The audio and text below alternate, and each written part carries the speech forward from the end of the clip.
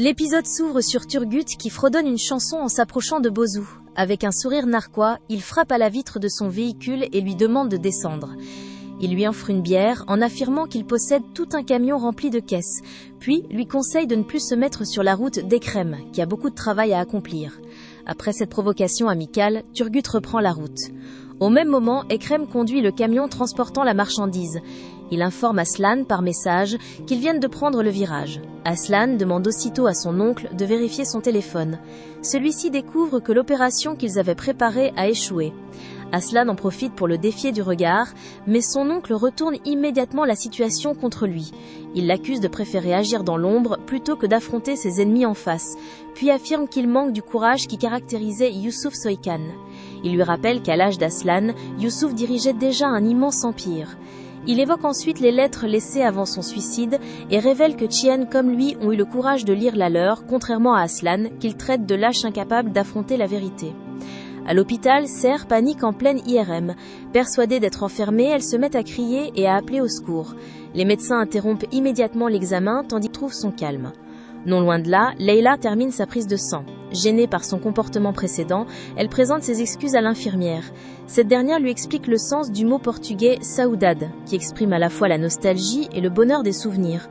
Elle ajoute que dans un hôpital, la tristesse existe toujours, mais que les naissances sont plus nombreuses que les décès, ce qui permet à l'espoir de l'emporter. Touchée, Leila remercie chaleureusement l'infirmière avant de quitter les lieux en attendant ses résultats. Pendant ce temps, Tian se rend chez Devin sans rendez-vous. Dès son arrivée, il renverse ses diplômes, les certificats et tout ce qui se trouve dans son bureau. Il accuse la psychologue d'être responsable du retour de ses traumatismes. Devin tente de le calmer et l'invite à s'asseoir, mais Tian refuse.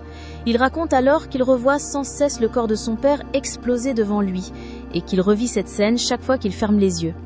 Il exige que Devin efface cette image de son esprit puisqu'elle est responsable, selon lui, d'avoir ouvert cette blessure. Pendant que Tian se vide enfin de tout ce qu'il gardait en lui, Ulia téléphone à Nézé et l'invite dans sa maison de campagne pour prendre un café tout en découvrant le trousseau de mariage de Devin. La séance reprend ensuite dans le calme. Tian demande à Devin si elle s'est déjà sentie totalement seule. Il affirme qu'elle finira par vivre la même solitude que lui à l'intérieur de la famille Soykan et que même Aslan ne pourra pas toujours la sauver. Devin refuse de parler de son mariage tant qu'ils n'auront pas parlé de lui. Elle lui demande alors ce qu'il ressent lorsqu'il pense aux lettres laissées par son père. Pendant ce temps, Nézé, Ulia, Yamour et Ceylan admirent le trousseau de mariage.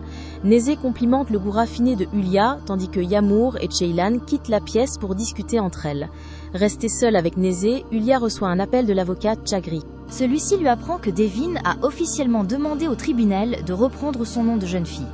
Ulia entre dans une violente colère et exige que cette information ne soit divulguée à personne, surtout pas aux médias. Nézé, surprise, lui demande ce qui vient de se passer. Pendant ce temps, Jihan interroge Devin au sujet de la lettre laissée par son père. Jihan répond qu'il a lu la sienne sans éprouver la moindre peur, mais uniquement une immense amertume. Il avoue qu'après la mort de Yusuf, plus rien n'avait d'importance pour lui, qu'il ne voulait plus se lever, qu'il passait son temps à boire comme son père et qu'il ignore désormais s'il est un héros ou un fou. Devin lui promet alors qu'elle fera tout pour qu'il ne connaisse pas le même destin que Yusuf. Avant de partir, elle lui donne rendez-vous le lendemain à la même heure. Au manoir, Nézé critique doucement le comportement de sa fille devant Ulia. Elle affirme que Devin est encore profondément blessée par son passé et présente ses excuses pour son attitude. Ulia se montre compréhensive et explique que Devin souffre surtout d'un profond sentiment d'abandon. Après leur conversation, Ulia demande à Ava d'aérer la chambre et de retirer le trousseau du lit. Elle prépare ensuite un luxueux panier rempli de vêtements, de sacs et de chaussures pour l'offrir à Nézé. Très gênée, cette dernière refuse dans un premier temps avant d'accepter, à condition que Devin n'en sache rien. Pendant ce temps, Yagmour convainc Ceylan de mentir à sa mère afin de pouvoir assister ensemble à une fête. Elle lui propose de passer la nuit chez elle pour rendre leur histoire plus crédible. Ceylan finit par accepter avec enthousiasme. Au même instant, Attila apprend que Ceylan assistera bien à la soirée. Il affiche un sourire satisfait et ordonne à ses hommes de poursuivre les préparatifs. Après l'hôpital, Aslan et Ibrahim installent Ser dans la voiture. Avant de repartir, Ser demande que l'on salue Yusuf de sa part. Très ému, Ibrahim lui promet de transmettre le message avant de lui souhaiter une bonne nuit. De son côté, Devin reçoit une étrange notification bancaire annonçant un nouveau virement. Intriguée, elle rentre aussitôt au manoir. Ulia lui demande comment s'est déroulée sa journée. Devin la remercie pour le virement avant de lui demander si c'est bien elle qui l'a envoyé. Julia lui explique qu'il s'agit d'une tradition familiale. Chaque membre reçoit un salaire. Devin découvre alors que le virement porte la mention « salaire de belle-fille ». Elle considère cette appellation comme une profonde humiliation et annonce qu'elle renverra immédiatement cet argent. À cet instant, Aslan arrive et comprend que la situation dégénère. Il reproche à sa mère d'avoir pris cette décision sans lui en parler. Julia tente de justifier son geste en expliquant qu'elle voulait simplement intégrer Devin à la famille. Mais Aslan lui rappelle que désormais, toute décision concernant son épouse devrait être discutée avec lui. La dispute s'intensifie avant qu'Aslan ne décide de quitter la maison avec Devin. Avant de partir, il demande à Ava de débarrasser leurs états. Aslan enlace tendrement Devin et l'emmène dîner à l'extérieur afin qu'ils puissent enfin passer un moment loin des tensions familiales. Pendant ce temps, Ceylan obtient finalement la permission de sortir en prétendant aller étudier avec des amis. Dès qu'elle quitte la maison, Attila met son plan en marche. Journaliste, Aslan conduit Devin dans son établissement où toute l'équipe les accueille chaleureusement. La chanteuse Yonsen surgit alors et embrasse affectueusement Aslan avant d'annoncer qu'elle lui dédiera une chanson. Devin ne peut cacher sa jalousie, ce qui amuse discrètement Aslan. Pour lui changer les idées, Aslan prépare lui-même leur repas. Devin découvre avec surprise qu'il est également un excellent cuisinier. Tout en dégustant le dîner, elle lui avoue qu'elle a parfois l'impression de ne pas vraiment le connaître, car il cache constamment ses émotions derrière l'humour.